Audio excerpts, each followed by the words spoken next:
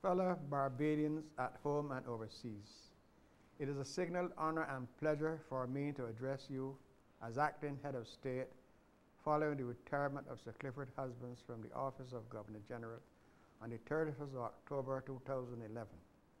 My first duty, therefore, is to thank Sir Clifford on your behalf and on behalf of my family and myself for the long and meritorious service he rendered to our country, and to wish him many years of peace and happiness in retirement. On Christmas Day each year, for the past 2,000 or more years, Christians everywhere have celebrated the birth of Christ, and this year, celebrations will take place in the customary manner.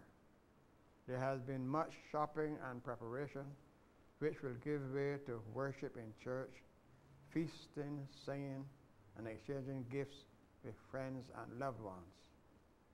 Barbadians will join with the rest of the Christian world and celebrate the birth of him who, according to the scriptures, is the Savior and Redeemer of the human race. It is easy, with all the trappings of Christmas, sometimes to forget the essential message of the birth of Christ in a manger. It was a message of humility, peace, hope, love, and tolerance, as important now as it was then. In these straitened economic times, it is important to remember that, in fact, we need no money, no baubles, to celebrate the true meaning of Christmas with our fellow believers, and indeed, and especially with those who do not share our faith. The importance of family, respect for others, helping those less fortunate, are foundations for our community, irrespective of our background, politics, or beliefs. The turmoil in the international economy that affects us here at home should serve to remind us not of the things we have not, but of the important things in life which money cannot buy, such as love, respect for others, and goodwill to all. At this time, we should extend a hand to all those less fortunate, those who may be alone, sick, or unable to enjoy the festivities as they would wish. We pray for all those in need of comfort and those who minister to them as nurses, doctors, or family members and carers. We should celebrate the dedication of all those who serve us throughout the year, whether as public servants, teachers, nurses, doctors, or clergy, members of the police force and our defense force.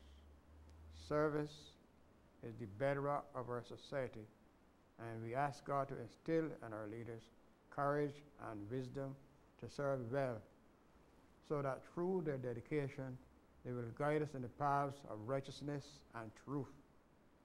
Christ came to serve us as we must serve others.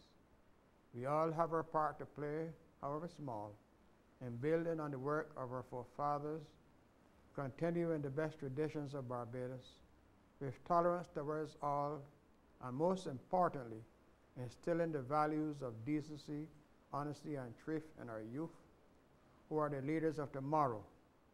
If we follow the teachings of Christ, not just today but always, by so doing, we will set such a standard of kindness and integrity in all our deeds that our children will seek to emulate us because they learn from our examples as parents and citizens.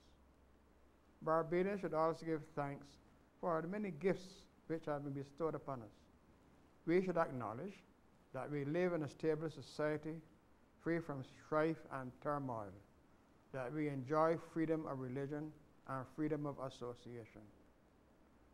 45 years of independence have entrenched our rights and ensured our freedoms. We're also free to enjoy the beauties of our island home, which has once again been spared the worst ravages of hurricanes and other natural disasters, which increasingly afflict our brothers and sisters in the Caribbean and beyond. With God at our side, I am sure we will be able to ride out the turbulence we now experience and eventually reach our destination in safety. Our beloved country, Barbados, is an oasis in the Caribbean Sea where we, together with our visitors, can find peace and recreation from the pressures of everyday life. The message of peace and goodwill towards all men is a universal one which is shared by all peoples wherever they live and whatever their circumstances. Fellow Barbadians at home and abroad, and visitors to our shores, on behalf of my wife and family, and on my own behalf, I extend to you very best wishes for Christmas. It is my earnest hope that you enjoy good health, success, and prosperity in the new year and beyond. May God bless you all and cause the light of his countenance to shine upon you.